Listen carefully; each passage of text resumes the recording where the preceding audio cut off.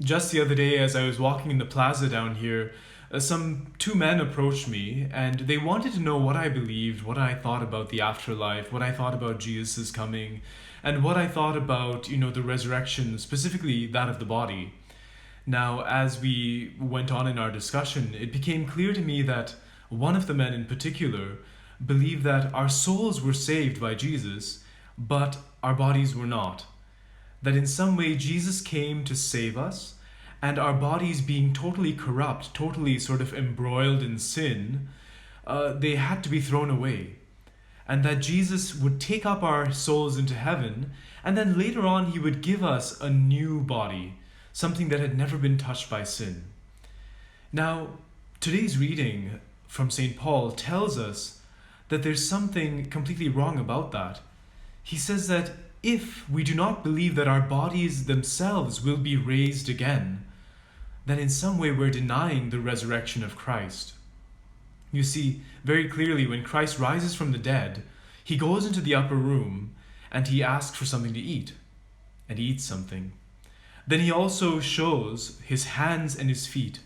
He shows the wounds in his hands to show his disciples that, look, his body is not something brand new. He didn't throw away the old body, but his old body has been now glorified. It has been transformed. It has been transfigured.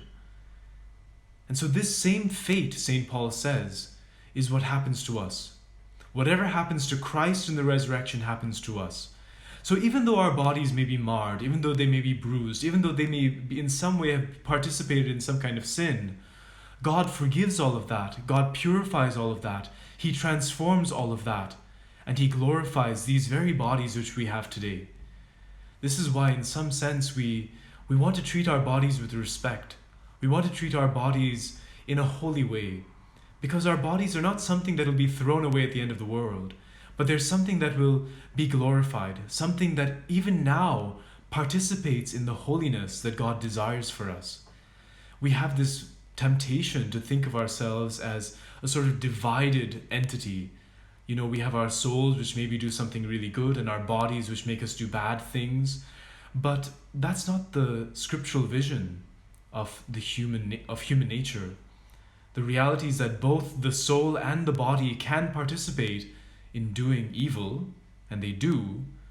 We hear of the sin of pride, which is a sin that takes up the intellect, which makes us think of ourselves in a way that is wrong, that makes us think of ourselves as self-sufficient, independent of God.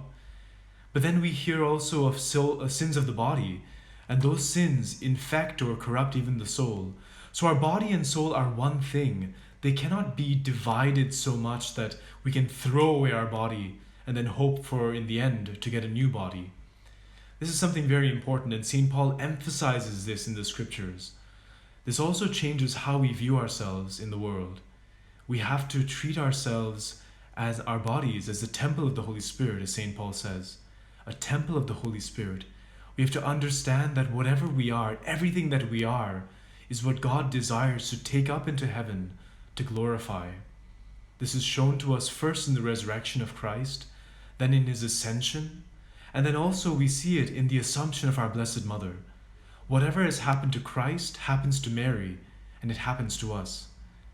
So then, let us reinforce this idea, this understanding of the resurrection of our bodies, that we might not treat our bodies with disrespect. We might not sort of look down on our bodies, not despise them, but we might value them, and we might actually allow our bodies to participate in the acts of virtue, in the acts of charity which God calls us to perform.